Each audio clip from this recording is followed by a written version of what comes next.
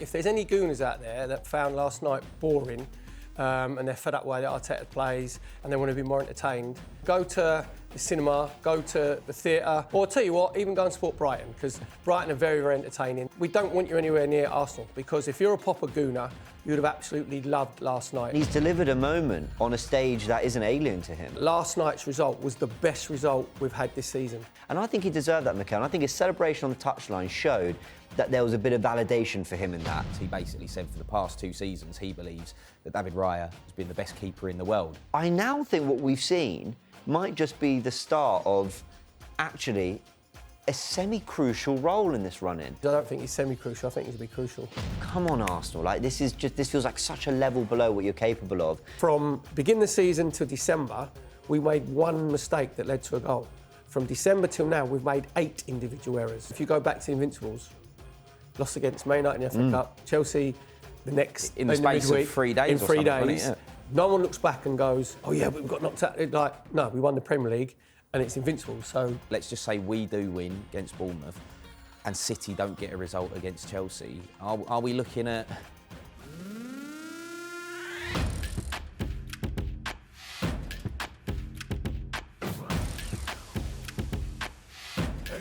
Hello, I'm Nick Bright and welcome to Inside Gooners, bringing you all the latest news and reaction from the mighty Arsenal. And what a win last night in Lisbon as we take back a 1-0 lead to the Emirates in the Champions League quarter-finals. There is so much to dissect.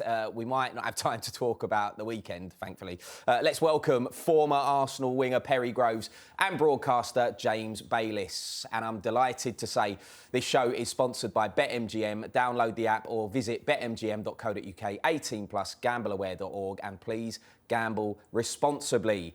Right, fellas, welcome then. Perry, I'm going to start with you because you've got something you want to get off your chest, I believe. Yeah, well, we're all like Gooners, aren't we? We're all like the Gooner love, whatever. So if there's any Gooners out there that found last night boring and they're fed up with the Arteta plays and they want to be more entertained, either go to the cinema, go to the theatre, go and watch a Netflix series or watch Mickey Flanagan, or tell you what, even go and support Brighton, because Brighton are very, very entertaining. You might have a period in the season where they're like we won in 13, but they're playing entertaining football.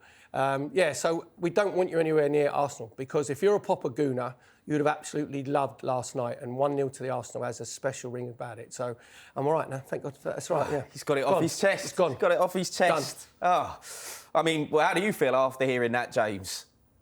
I actually, echo the sentiment that we should be really happy with yesterday's result and performance, actually, that went with it. I'll hold my hands up. Southampton, I was angry. I'm rarely actually angry after a result. I was really, really disappointed. And I think it wasn't just a stylistic thing, it was an application thing. I just felt like the players were making sloppy errors. Did they feel like they took it as seriously? I'm sure they did. Who am I to question their professionalism? But at least with Sporting, it felt like there was a commitment to it, an application, an intensity to the game. And also, it's a Champions League quarter-final first leg. It's a different requirement. It's almost cat and mouse. Do you chase that winner, but you know you've got them at the Emirates?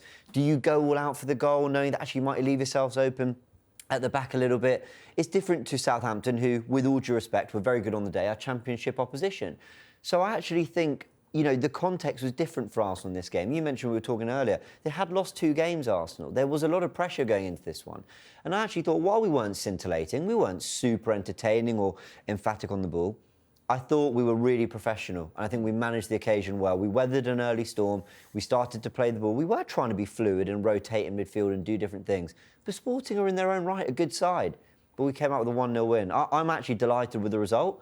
And the performance is absolutely fine. It's what you've got to do in Europe.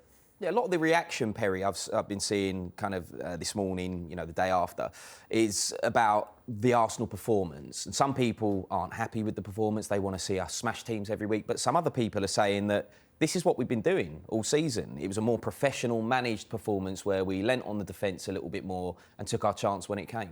Do you know what? It was all about character last night. Character, heart, cojones, standing up to the pressure. Because, let's be honest, there was massive pressure last night. It's pressure in a Champions League quarter-final anyway, let alone having lost a Carabao Cup final and then losing at Southampton. So from the outside, and the players will, try and say we're not listening to the outside noise, but they're not silly. Do you know what I mean? They'll still go on their Instagrams and their X accounts and whatever, so they'll know. I actually thought that last night's result was the best result we've had this season because of everything that went on before. And I looked at us, in a million years I didn't find it boring. Like, we've got to give Sporting Lisbon credit. That's the team who'd won 9 on the spin at home. They've beaten PSG back in January 2-1.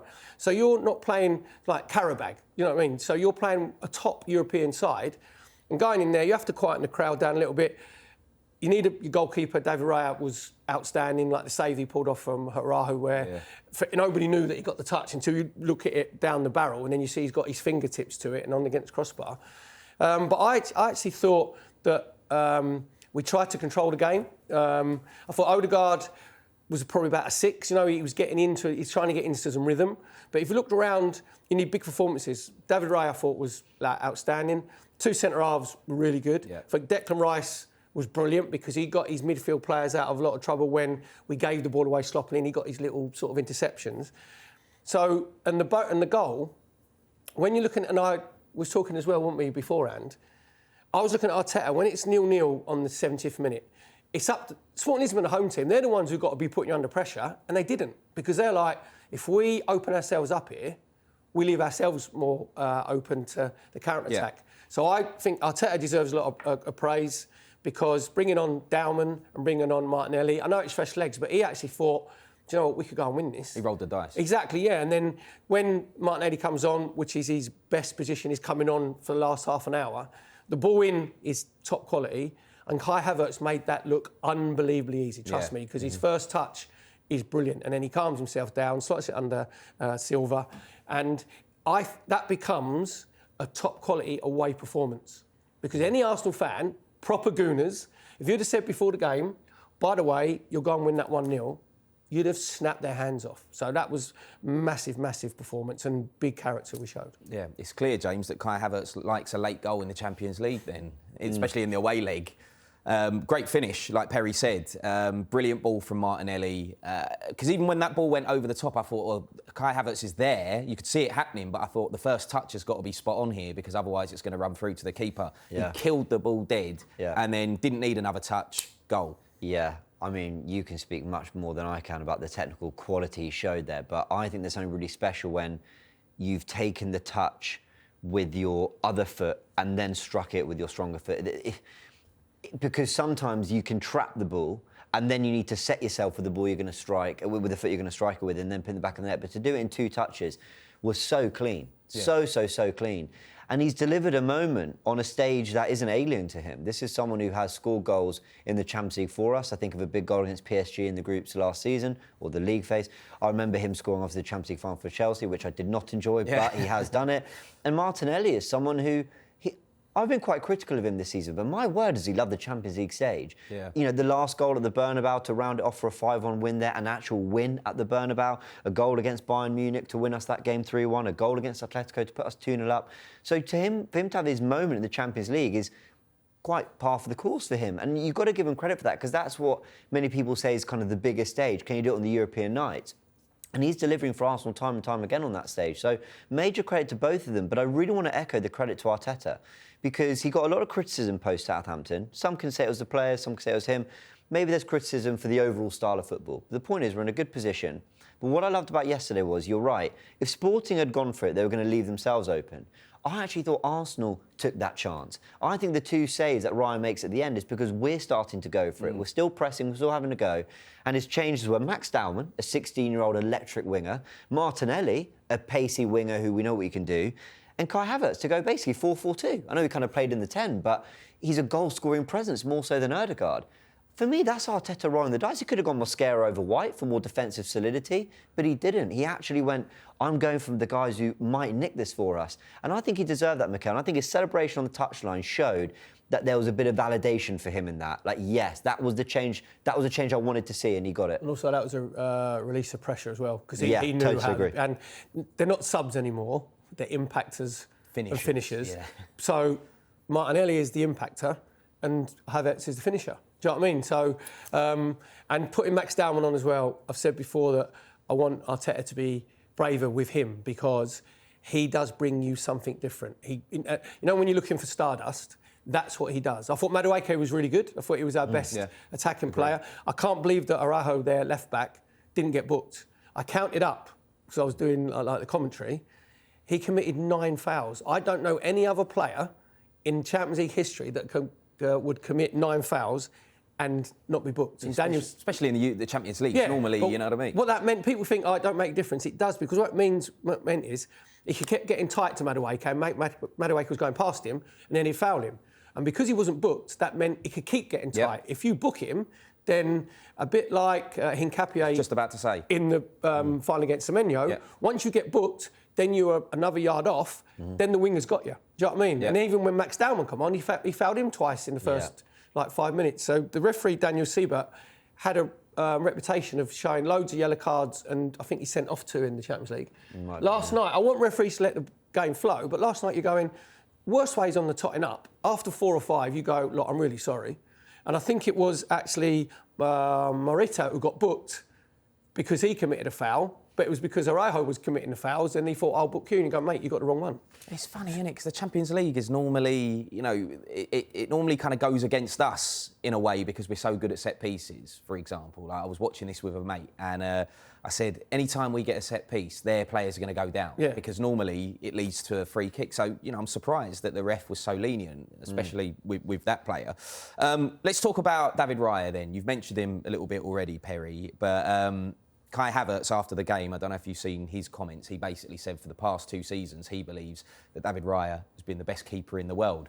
Thoughts? Do you know what? Spain must have good goalkeepers. No, seriously, because Simon plays in front of him, doesn't he? And he got the hook, didn't he, in Spain's first friendly? They hooked him after an hour. As a player, what he does, he brings you calmness and assurance. And not just Kepa, obviously went for his hands like a bar of soap in the Carabao Cup. If David Raya plays against Man City and against Southampton, we don't lose because the whole back 4 just gets that little bit of assurance and calmness. And the save that he pulled off, obviously, when Araujo goes through, no one in the stadium, no one on telly first watching that, you think he just smashed it against the crossbar and he should score. And you look at it and you think, wow, what a save that is. Then he had the double save right at the end, which was a bit his fault because he spilled the first one when it was Catamo who broke through, and it looked like Suarez was going to dink it over him, and he smothered it. And that's what he's been doing all season, and that's what you need when you're away from home in Europe. He was, and his distribution is like top quality. Class, exactly. Yeah, he does feel like a bit of a XG cheat, David Raya, for those who like their stats. There's a few times he's clawed the ball off the goal line against Spurs. We deserved that win 4-1, but it could have been 3-2. There's moments where, Everton, again, I thought we deserved that win, but we do kind of forget the big saves he makes in that game too. Is he one of the best in the world? For me, he's definitely one of the best. Is he the best? I mean, look, Manuel Neuer on the same night got man of the match in the Real Madrid-Bayern game, so tells you where the level's at, and Thibaut Courtois is brilliant. But I'm so glad we have him. In my Arsenal supporting lifetime, goalkeeper has always been a bit of a problem position for us. And I've liked Szczesny and I liked Ramsdale a lot, actually. But with David Raya, you do feel, there's the wonder saves. You can make a big compilation of all those moments. But there's a commanding the area, there's a distribution, there's a calm. You're right. He feels like everyone... I also wonder whether the players step 5 yards further forward because they're more reassured by his... Do you know what? There was once in the second... I think it was in the second half where they broke and it was our kind of...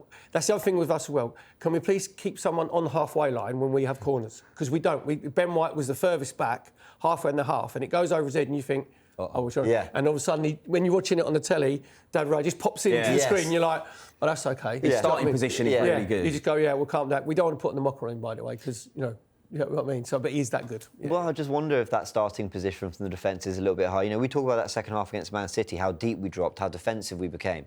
I just wonder whether Arsenal players feel more confident defending a little bit higher, engaging a bit higher when it's him behind. I don't know. I've never played at that level. I can't explain whether that has some kind of impact, but it does feel like almost Arsenal... I want to be careful I say this because I don't want to encourage, the opposition having shots and chances.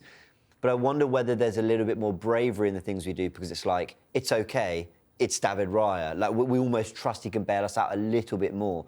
I don't know, but let's hope he doesn't have to do too much more work. The thing is, though, when he plays the cat with a ball of wool, and he rolls his foot over the top of the board and rolls it, and he just entices. You're like, mate, just get rid of it a bit earlier. Do you know what I mean? It's that risk to reward that they're trying to play. But that's kind of. It's still like, no, mate, just get rid of it. That's the way it is now, though, isn't it? You're trying to draw the attacking players on so you can exploit the space in behind. But David Raya can tend to do that brilliantly. Kepa tried to do it and can't do it at the same level. So, I mean, I'm kind of in agreement with you, Perry, when you say if David Raya's in goal for that Carabao Cup final. I know it shoulda, woulda, coulda, but I think the result. No, it should have. Probably. It should have played him 100%. Like elite level. I know we've been over it all, but elite level. And you're going in the marginal gains where they're monitored to the nth degree. They know their blood sugar levels. Do you know what I mean? Yeah. And they know they've got to have ice baths, and he turns the TVs off at half time so the fans get out. He takes a ton of. So all these little marginal gains, and you play your second choice game. We'll forget that. Yeah, we won last night. It's done. I agree with you. Right, let's talk about another positive. Max Dowman. I mean, we have to be careful. We have to be careful, everybody. No, Perry doesn't want to, but.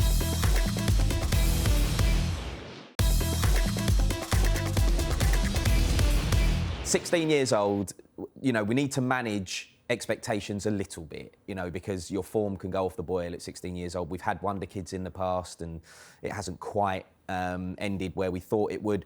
This kid, though, looks like the real deal, James. I mean, every time he comes on, he has at least a moment. Even if he's only on for 10 minutes at the end of a game, he'll have a moment. Yeah, I thought that Southampton performance was so impressive. I know we don't want to talk too much about that game. We'll probably have to go there eventually. Yeah. Do you know what I loved about it? Was actually the first 10 minutes, he was struggling to beat his fullback. And so I thought, OK, all right, here's a different level now. Let's see how you rise to it. And he got better and better and better. He started finding solutions. And what we've seen of him earlier in pre-season and in the few cameos is a guile and a glide, this kind of like magical ability that feels like a gift, from the footballing gods, to be able to just dribble past players like that. But what I liked about the Southampton game, and actually his appearance against Sporting, there's a bit more grit to it. OK, I'm not gliding past, the space isn't really there, but I can lean into the defender, I can use my strength, I can put my foot on the ball, I can roll you. There was just like good use of the body, there was a maturity for men's football. And with all that was still I'm going to chop and change and I'm going to go in different directions and just make you look a bit silly. And then Arteta goes, we really need a goal. I'm moving you more central. I mean, how about that for responsibility and a show of faith? So I never thought Max Dowman was going to get the minutes he's had, nor did I then even think he was going to have the moment he had, like Everton and the Southampton performance and coming on the Champions League. I now think what we've seen might just be the start of actually a semi-crucial role in this run-in, and actually someone we really genuinely turn to on a regular basis when we need goals. And why not when he's playing like this? James, I don't think he's semi-crucial. I think he's a bit crucial. Because even in the Everton game, where it's 0-0 and the fans were brilliant. Don't get me wrong, there wasn't the anxiety, but it's still, he comes on, the whole it all shifts. Yeah. Positive from the fans, positive from like the players, even senior players go, Max is going to do something here. And the thing you said there, James, about the Southampton game, where I don't think it was as bad. We'll talk about it later. It wasn't as bad as what people said it was, but it was just disjointed.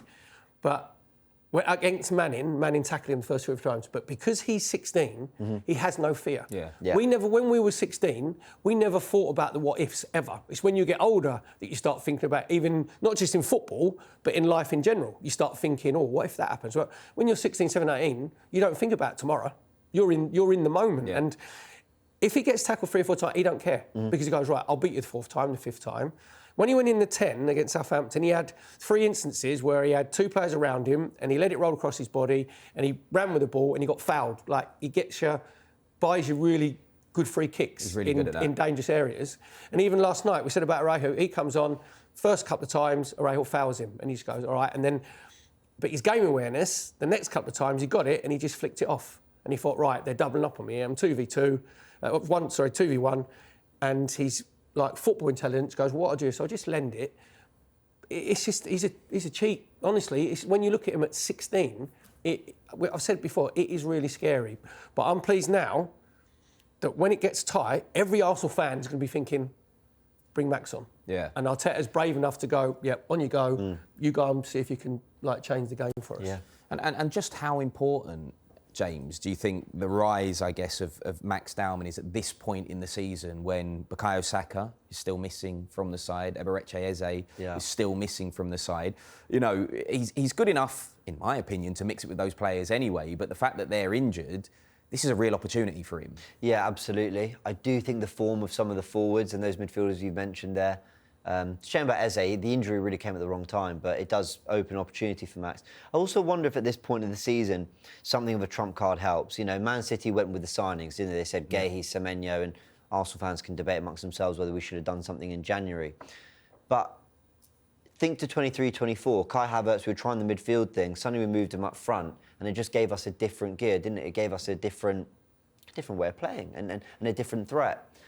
And sometimes, you know, it's a long season, 9-10 months. Again, you'll know more than me. I can imagine, not just for the opposition, you kind of get used to your tactics, but maybe even for the players, it can get a little stale. Like, okay, we know the game plan, we know what we're trying to do. The beauty of a big squad, and then having someone that in those last 3-4 months can come through and give you something different, maybe just freshens up the team a little bit. And when you're doing it in the mould of this magical story of a 16-year-old who, you know, plays the way he does, it just gets you off your feet. And so all those things combined, I think, just make it, you know, it feels wrong to still say, you know, we should lean on him and kind of see him as kind of the answer. But for him to give us just a different, brilliant ingredient to this Arsenal team is really exciting. Some people have you're born with a positive aura, you know, when it's around you. When you walk into a room, the vibe, the energy is there. You would know, Perry. That's all I had. I was just running, but do you know what I mean? I was just like, I was a nuisance, I had to run around. But because he is actually enjoying the position that he's in. Like, the older players, they will know how important this is, you know what I mean, in their careers. This might be the most important 6 weeks of their career. This might not happen again. Arsenal fans hope it does. Yeah. But they've got, as Arteta said, you've got to embrace it. Max Dowman's not even thinking. He's probably thinking, this happens every season for me. I'll be all right. So true. And you see him when they was warming up, and when he comes out, he's just looking around, thinking, this is where I should be. I should be in the quarterfinals of the Champions League. He's not thinking, oh wow. Like a lot of 16, 17-year-olds might be a bit nervous on the bench. You know what I mean? Going, cool, what's happening here? I'm not saying. I think his is different. When you get that feeling in your stomach, there's nerves and excitement.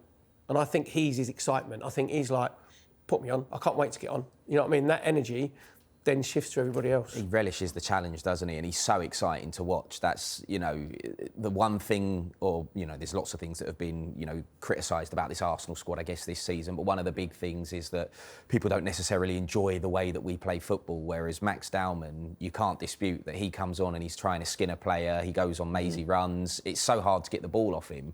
And I just love watching it. And by the way, if he needs a chauffeur drive him around, I'm free during the week. Don't worry. People forget you can't even drive. I don't think you can't have lessons till you're 17, can you? Driving lessons. Now you're testing me. Well, is he not in the middle of exams and all that? I mean, GCSE mocks, I think. Yeah. So unbelievable. But he's not 17 until New Year's Eve, is he? This year. No, you're right. Yeah. It is honestly really scary. I wanted to get your thoughts, though, both of you, on, we mentioned Bukayo Saka still missing. Martin Odegaard back in the team yesterday. James, I'll start with you. Just Martin Odegaard, very bitty form this season. I know he's been in and out of the team because of injuries, but when he has played, a lot of people have questioned his place in the team. Bukayo Saka, before he got injured, again, people saying similar things about you know, the injuries again probably have affected his performances.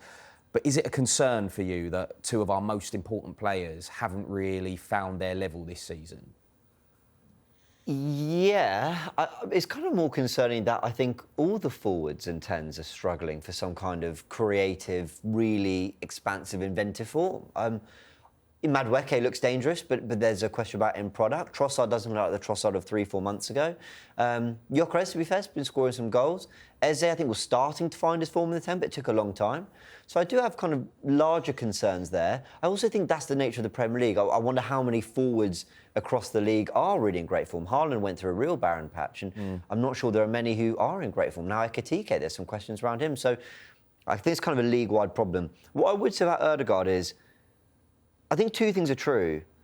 I think he is, to a degree, scapegoat a little bit. He's kind of become the one that's often picked out. But I still do want to see a little bit more. I think when he had that run of 3 injuries at the end of 2025, I thought the cameos we were getting were really good. Olympiacos, Newcastle. In the games he got injured, I actually liked what I was seeing. I thought he was brilliant against Brighton when he scored. We won that game. Villa when we won that game. But I remember him struggling against Liverpool's midfield and Forest midfield, and I don't think he's looked the same since. I know he's had injuries and stuff since then, but I just don't think he's quite looked like the Odegaard that can just run a game of football. There's signs of encouragement. There's little things he's doing, like trying to get the ball in the pockets on the half-turn or whatever, but I do want to see a little bit more, if I'm honest. He's our captain. I think you do hold the captain to a slightly different standard. Whether that's right or wrong, I don't know. I personally do. He's like a vintage car that's been in the garage for a long time. When you go and start it up, you have to put your foot on the accelerator and it splutters and it splutters and splutters. Then you take it out and then you can't accelerate because, again, it will splutter and you're getting all rubbish out of the system and the petrol. That's Odegaard. That is what he is, because he needs to play games. When he's in the rhythm, he's up there with the best, whether you're saying as a 10 or just a little bit deeper. Yeah, I agree. I thought against Southampton, he had a 10-15 minute spell in the first half where we started just to get a little bit of control, and he was the one who was getting it in that pocket and, you know, getting it out wide on the right-hand side, going out left-hand side. And even last night, he was probably a 6 out of 10. He wasn't awful, but because he's Martin Odegaard, he's judged on obviously different standards. And there was a couple of times where he got it in the inside right position where Declan Rice pinged it into him, and he got himself on the half turn where he takes it with the outside of his left foot, and he went out to Madueke, and you thought but that's what he was doing on a regular basis. Then what he needs to add now is he was going a bit deeper to get himself on the ball. He had one in the first half where he played it across the 18-yard box, and it looked like, I think it was Suarez, who looked like he was going to get it. And again, that's the risk reward where we come out left back and come in. But he's just missing that little 20-yard pass where he passes it inside full-back, sort of mean, or he passes it in between the centre halves, that outside of his left foot or like the instep, whatever. But he'll get into his rhythm. I thought last night, he wasn't outstanding, but and as Pylon going, oh, he's not the same, he shouldn't be in the same thing. No, he actually did his job defensively, which he always does, and he just looked like he had a couple of instances where he was the Martin Odegaard I want to see. But he just needs more games. He just needs to get into a rhythm. Perry, would you like to see him freed up a little bit more? Because he seems to play, in that kind of right 8 position, inside right position. I'd like to see him more 10. I'd like to see him more left 8. I'd like to see him in more of a roaming role. It does feel like him and Rice are sort of squeezed into these quite rigid, this is your side, that's your side. And I sort of think you flip them, you get the powerful running of Declan Rice, you get the creativity of his left foot. I just wonder. Yeah, I think maybe you'll see that more at the Emirates. You may see it at home. There's no way it's happening away from home because Arteta, especially when we lose possession, then we go into the 4-4-2 where he's level with Gyökeres. And then you start pressing. I thought he did drift a little bit yesterday. As I said, there was a couple of times he ended up on the left and he come sort of right side. But I probably think the more fluid movement will come more at home than away from home, because Arteta wants to get control of the game. Structure and control. Just a word on Declan Rice as well. He came back into the team for the game last night, didn't play against Southampton. So I'm guessing, Perry, on the weekend, did we see how important, by virtue of him not being there, I guess, how important Declan Rice is for this Arsenal midfield? Yeah, I said earlier, what he does is he gets his midfield players out of trouble. When they get caught in possession, Declan Rice is probably like 10, 15 yards away, and all of a sudden he gets a little interception, he nicks it, he end up in the right back position, end up in the left back position. I thought of the outfield players, I thought he was our best player last night. I thought he was definitely was an 8. What he's not getting in a minute is that where he has those lung-busting runs where he ends up in the inside left position and he goes beyond like the opposition back 4. But if you looked, it was difficult to get beyond their back 4 last night because when they were out of position, they just went mid-block, again 4-4-2, and they're very well structured. So there wasn't that much space for him to get in behind. Do you know what I mean? So when games sort of expand, and if we can get the opening goal a bit earlier, and then other teams have to take more chances, then you'll see that he'll get more spaces, then he'll go and exploit. But I just thought, I thought he was unreal last night.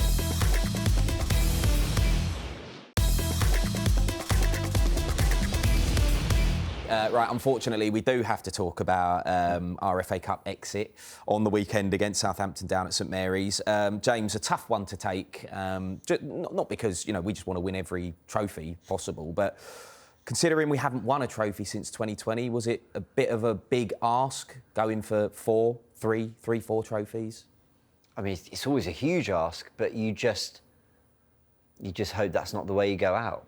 A lot of Arsenal fans were really disappointed about the final, and I can understand because it's a final and we got outplayed that second half. But that can happen against a midfield of Rodri and Bernardo with Haaland up front and Pep Guardiola as the manager. That can happen. I thought this was really disappointing, the Southampton exit. I used the word application, and I feel really cheeky sitting here on talkSPORT saying, oh, the application wasn't there, because who am I? Total armchair fan who's never run in this level. You obviously have. So you could tell me more whether you think that there was that kind of something missing. But it just felt there was sloppy passes, there was uncharacteristic errors, Gabriel heading it and they're through on goal, Ben White not following at the back post. There was just certain things, scuffing the ball in front of goal that I thought, come on, Arsenal, this feels like such a level below what you're capable of. And Southampton were really in a game, and they were really good too. And I think the fact that it's come so soon after the City game is it's two cup exits in 2 games makes it even worse. I've forgiven and forgotten now, but I was really, really disappointed. That one hurt as much as any game, I think, this season for me. So, would you rather we won against Southampton and then got beat 1-0 last night? No. That's a tricky one because what was the most important game out of those 2? Well, the Champions League one was more 100%. important. We're not going to get judged, even if we won the Carabao Cup this season and won the FA Cup, but we didn't win the Premier League or the Champions League. We get slaughtered. We're going to get. It's not good. I'm not being elitist, by the way, because winning trophies is winning trophies. But the outside noise would be, oh no, you can't win the elite trophies. Going out in the second half the way we did against Man City, we had our bellies tickled for that first 25 minutes, was too passive. So hopefully you learn for that and move on. I was actually at the game on Saturday, and as a neutral, which I can't be, right, but as a neutral, it was a brilliant FA Cup tie because Southampton went for it because they're in really good form. I think they're 16 unbeaten, and beat Wrexham, hammered them 5-1 away last night. They went for it, and they were very clever in as much as they made it disjointed. They were on the front foot. They were closing down. They won their 50-50s. They went long, but cleverly into Stewart up front, and then they had Sienge on the left and Fellows on the right, where they broke really quickly. I'm probably in the minority. I didn't think it was a shocking performance. The result was shocking. And if you look at all the stats, whether it's shots on target, I think we had 24 shots. Yeah. The stat that Southampton beat us on was long balls. And that was a game plan from them where they thought, yeah, we're going to make it a fight game, which they did. Too many, Ben White run underneath the ball for the first goal. You're like, come on, Ben, that is schoolboy stuff. Do you know what I mean? Where you have to back into Stewart rather than... And what we've got to cut out, I think, from beginning of the season to December, we made one mistake that led to a goal. From December till now, we've made 8 individual errors. Yeah. So they're the things that we've got to cut out. And so I think the performance was disjointed and it was sloppy. I said we had a period where we controlled it in the first half for 15, 20 minutes. That's when Odegaard was getting on it. And when the ball comes to him, if he scores, you remember the one that comes to him and he hits onto his standing foot? It gets cut back to him, doesn't it? Standing foot. Penalty if he box. scores that, the game is different. Yeah. But, as I say, because it was such a brilliant result last night and a competent performance with character, then that just eases the pain a little bit. Because I said, all Arsenal fans know it's the Premier League and the Champions League. That's how we're going to be judged. Sadly, I do agree with that there's this sense of, had we won an FA Cup or a Carabao Cup and not the other 2, 100% all that would have been said. I think it's just the way we went out. I know, I didn't think it was a terrible performance either. What is it? I get it. What it is about momentum, isn't it? Like, you want momentum to beat Southampton. But because we didn't get the momentum, and then even last night is in more pressure because you've lost 2 big games. And let's put it in context. I think we've lost, is it 5 in all 51? Yeah. It's do you know what I mean? So it's very impressive. Yeah, you have to be a context. But what we've done really well is, throughout the season, normally we bounce back. We lose, and then we bounce back straight away. This time, obviously, we've lost, and it was the squad team against Southampton. You've lost that, and you're like, whoa. And then all of a sudden, we've bounced back. Do you know what I mean? So you go, you can't really question the character of the players. Do you know what I mean? Because they're going, yep, all right, we know what we've got to do. Yeah. We'll stand You up. are right, yeah. Some Arsenal fans were saying once Southampton took it to 2-1, you know, it was the 85th, 86th minute, wasn't it? Something like that. Some Arsenal fans were saying, look, at that point, we'd rather just go out than play the extra time just because of what's on the horizon. I know it was a lot of kind of rotation players in the team, but like fatigue, it does come into play, and got an away trip to Sporting, which was obviously yesterday. But like, you know, where do you stand with that? Is that ridiculous, or is that? Can you understand that school of thought? Yeah, no, the players ain't thinking that. The players, you want to like win the game. Do you know what I mean? If you're 2-1 down, you're not going to look around. You're playing for Arsenal, by the way, and you know you've got to go and win every game. So the players ain't looking around and going, "Oh, we don't need that half hour," because you know. And the players, is only, and I couldn't get as well why Gabriel played. Nobody else played, and then when he went off. But he didn't look in distress. That was like, sort of set everybody down because he didn't look like he was in turmoil, did he? He knew he'd sort of be all right. That's the only question mark I would have and say, but when you make like 10 changes, you're going to have disjointed. You know, you don't get the rhythm, you don't get the relationships with... And I don't think, the application, I don't think it was a lack of effort. I just thought there wasn't the controlled effort that we normally have. Do you know what I mean? That's why we was making all those individual mistakes. Yeah, and I have to say that on the whole, is it a good thing we've gone out the cup? I mean, maybe it's a personal thing. I haven't seen Arsenal win a lot of trophies, but I've seen 4 FA Cups and I loved every minute of it. For me, it's still a massive competition. I know it's kind of dwindled in its importance over the years, but you know, I remember my dad telling me the stories about the FA Cup final day, and you know, everything would just be booked out for that 5:30 kickoff, and it was just always a massive deal. It'd have its own space at the end of the calendar.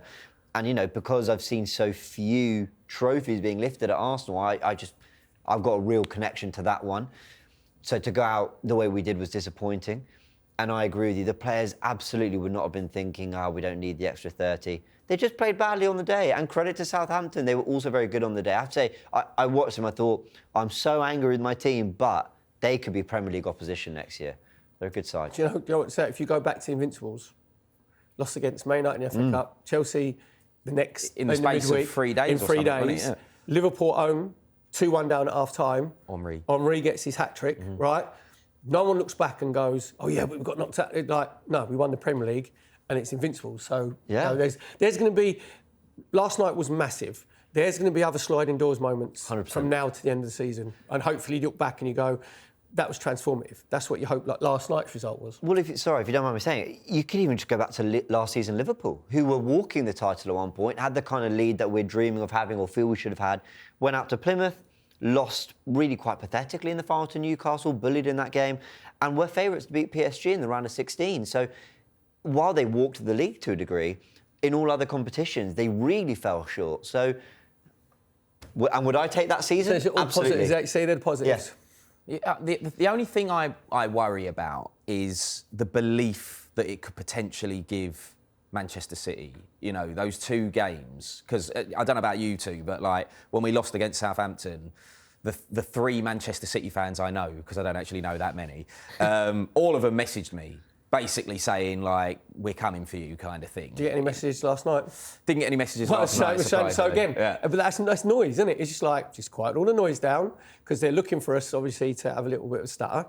Now the Man City fans we'd be thinking, please don't let Arsenal beat Bournemouth on Saturday at 12:30. Do you know what I mean? So it's just how quickly it can sort of change around. City fans weren't watching a City game last night. Yeah. Go. You know, I totally understand this idea that the final and then this recent performance might have given them some belief. I mean, if you're City, of course they're going to take any little percentage they can take, they're going to use as fuel. From an Arsenal perspective, we need to remember that we have given them a way back in before. We were 6 points clear in October, I think it was. By December, it was 2 points. We then, I think, had the opportunity to make a 9 or 10 when we were playing Liverpool, and then it went back down to 2 points again when they won at Anfield, and then we had a bit of a stutter with Brentford and Wolves. We've now reopened that gap again. They've had opportunities this season where it's felt like, right, here we go, they're coming. The reality is that it's very tough to regularly pick up 3 points in the league this season. So if Arsenal are just sensible, play to the level they can, it's not that I'm not worried about City, of course I am, but I'm more worried about Arsenal. I'm more worried about Arsenal doing their job rather than City relentlessly hunting us down. Yeah, I guess that's why last night was so important, just getting the result last night, not just in the grand scheme of wanting to progress in the Champions League, but also bringing the belief back into the team, because there was all this talk of crisis talks around Arsenal. Is that an outrageous claim, Perry, when you're 9 points clear in the Premier League? Yeah, but all the big sides, all the big clubs, and traditional big clubs, Man United, Liverpool, ourselves, obviously put Chelsea in that. Man City, I've always said, I don't think they're a big club. They're a rich club that's done really well in this period of time. Do you know what I mean? So, and the thing with Man City is they've got an assurance about them, because half the players have won a Premier League before, or they've won a big trophy, whereas this group of Arsenal players haven't. So that's the advantage they have. The other advantage is it's in our hands. We're coming into mid to end of April, and everything is in our own control. And we've given ourselves a little bit of a cushion. And I agree with Jay. It's about, even the teams we're playing against, we'll talk about Bournemouth later on, it's all about how we approach the game and what we do, and then we impose ourselves. And that was all about us last night. Arteta, I thought he got his tactics absolutely spot on, because he knew that Sporting Lisbon, normally they're on the front foot. Period of games last night, we looked like the home team. And the crowd quietened down. So it was an away European performance with the pressure on. I thought it was perfect. Like, the icing on the cake is obviously getting Havertz going the 91st minute, which is great. But Man City fans, quite rightly, they'll take any little morsel they can to think, is there a bit of a chink in the armour? Is there a bit of weakness? Which you're bound to do. But we've just got to just basically ignore it, because we can put the pressure on massively on Saturday. Yeah, especially because their whole thing is we've done it before. As in Manchester City have done it before. Got a manager, done it before, exactly. All of that stuff, But hopefully, Bournemouth, let's go there then. That's our next game in the Premier League. Are we expecting a tight one this weekend, James? Because, they're a tidy outfit. Well, I'm going to the game. Ooh. And whenever I go, it's stress. I can't remember. On the Friday night, or do you wait till Saturday morning? No, I go on the Saturday morning, but I still... Yeah, in the stomach. Gets you can't help it, it's in your blood. Yeah. I'm actually all right with sleeping the night before, but on the day, I'm sort of on my way, especially this time of the season, which, by the way, I think is the best time of the season. Because the sun's out and all the of that. The sun's out, the quarterfinals, the Champions League, the trophies are getting handed out, the World Cup coming, I just love it. But it will be stressful because I'm going. The last game I went to was Everton 2-0. It was the Max Dowman moment, and it was amazing. And I would relive that moment time and time again, except for the 89 minutes that came before. Bournemouth they're a good outfit. Irola's a proper manager. They can lose Semenyo and their whole back four the summer before, and they're all right. They're still incredibly competitive. They still play good football. They stick to what they want to do. The one thing I will say is they don't strike me as a team that are happy to just sort of give possession away and go, we'll try stop you.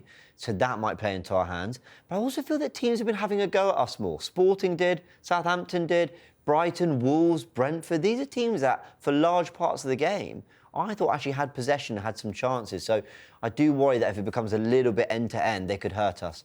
But I'm going to back us. I think last night's win was huge, and I think it's going to kickstart a little bit of momentum for us. Well, I hope so, because, just I don't want to scare anyone, but Bournemouth unbeaten in their last 11 league games. The last time they lost a game? Against us. So it's not going to be an easy game this one. We were good that day. They've drawn 7, haven't they? Won 4 of those 11. But what Bournemouth do, they've got players Raya on the right-hand side. Krupi might play, really young, talented player. Evan Nielsen up front. Adley on the left, and Tavernier in 10. And they're two midfield, whether it's Scott who plays or Christie is in there, or Cook that plays in there. They get control. And what they will do is, James said there, they will come and they will press. They're not going to sit back and just go, right, we're going to try and hit you on the counter-attack. They will fancy chances, which, again, for the neutral, will make it a brilliant game. It will make nervous one if you're a Gooner, because you will have that sort of nervousness in. But I think now, again, playing North London forever out from before kick, I think there'll be a sense of anticipation and excitement because of last night's win. Do you know what I mean? It's just calmed even Arsenal fans down a little bit. So, but it's about us. We've got to impose ourselves physically. Once we do that, other teams can't live with us. Yeah, and I feel like we saw a little bit of that. That's what I was getting at earlier. We saw a little bit more of that last night. Just that physical presence where, we essentially just shut it down. I know Lisbon had a few chances. Bournemouth, though, is a win all that matters in this game, James? Like, you know, I know we all want to see brilliant performances, and it'd be nice if we can be 3-0 up at half-time and all of that great stuff. But, like, you know, as you touched on the Everton game, 89 minutes of terror, essentially, but we still got the 3 points. But it's funny, I actually thought the Everton performance was a good performance, because I thought Everton were really good. Good form away from home as well at that time. I thought they were great. Yeah. And then we played Leverkusen a few days later. I thought Everton are better than these guys. I thought Everton were great. You know what? It's not that we need to be scoring 3s and 4s and we need to be playing the most scintillating football. I think we just need to look in control and very intentional. I've seen Arsenal not play scintillating football this season, like Palace at home 1-0, but I thought, no, we deserved that because we kept them away from our goal, we had the better chances, we had a game plan, and we just took control. That's what I'm looking for. Just a 90 minutes that feels like a really reassured performance from Arsenal, a controlled, commanding one, no sign of nerves, no sign of... You know, the minute it becomes end-to-end, you start to think, what's going on here? Our shape's collapsing, but we're not creating many chances. You start to worry. I don't need us to blow them away and it'd be 3-4. You know, as long as we win, I'm happy, even if it is a bit of a messy one. But I think it'd send a real message if we won that game and we went, Bournemouth didn't do a lot, did they? Actually, we kind of had control. A little bit like when we beat Chelsea in the Carabao Cup semi-final. You know, for a lot of that game, the narrative, well, Arsenal aren't doing a lot. But by full time, everyone went, well, actually, yeah, it's very comfortable. Chelsea did nothing. So I don't need another 97th Kai Havertz winner, please. We've had plenty of those recently. But what I do want is that sense of comfort. And I think Arsenal have moved away from that recently, but I think they can get that back. Yeah, it's very easy to get too wrapped up in the performances, you know, at this point in the season. No one cares. Oh, like, I do not care if it's 1-0s every week off of someone's butt cheek. Do you know what I mean? All that matters is we get the 3 points. City, though, Perry, with a tough trip to Chelsea as well on Sunday. Look, I don't want to count my chickens, and we're really not getting ahead of ourselves here, but let's just say we do win against Bournemouth and City don't get a result against Chelsea. Are we looking at the league potentially getting wrapped up? No, I wouldn't go, honestly, because, as James said earlier, I'm on the chalker game off, chalker weekend, chalker. So what it is, it's the less chance that City can catch us or close us down. So we've got a brilliant chance. Early on in the season, there were loads of times, I think it was about 3-4 times on the trot where City played first, and then we had to, Everton game springs to mind where we go and Gyökeres gets his penalty and we win 1-0. And we've been under pressure. This is a great chance. Once you've got your opponent on the floor, do you know what I mean? And it's like a heavyweight boxer. You get up, you've got to go for it. You've actually got to be relentless. We've got to make sure we've got their foot on their throat and we keep them down there. And that's what we can do against Bournemouth. It looks like hopefully Bukayo Saka will be fit. Timber maybe, because Arteta said, you know, that's why they didn't travel basically, so they can do more rehab back at London Coney. So, and with those two back fit, then obviously the bench looks even stronger. Because if you looked at last night's bench, obviously there was 10 subs, but we had 3 lads obviously from the under-21s and the under-18s, whereas you get them 2 back fit. Then all of a sudden you're looking at your options on the bench where you need the impactors and the finishers to come on. That's what it might be. Because if it's 0-0 after 70 minutes, we have better players to come off the bench than what Bournemouth do. That's just factual, do you know what I mean? You hope that they... But it'd be nice if it'd be 2-0 up within like 25 minutes, do you know what I mean? So you just have that little bit of calmness and all the jeopardy goes, because... And the fans have a massive, massive part to play. And they were really good against Everton, you know, because if they get anxious, trust me, that anxiousness goes onto the pitch. It's impossible not to feel it. If you've got 57 fans there being a bit anxious and a bit nervous, it's impossible for the players. Any player that tells you they don't feel it are lying. Do you know what I mean? So they get more tense. So it's about everybody, a whole collective of everybody being together. And the Arsenal fans that think that we're boring, don't go, all right? Don't need your negativity in the stadium. Yeah, give me your ticket. Yeah, you're not wrong.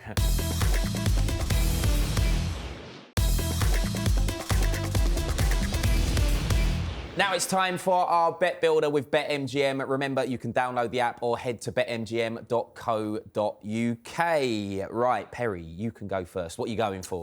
Well, Bournemouth love a draw. The more draws than IKEA the last 11 games. I think they've drawn 7. So I'm going to go draw half-time, Arsenal to win full-time. Love that. OK, James? Under 3.5 goals, because we don't score many.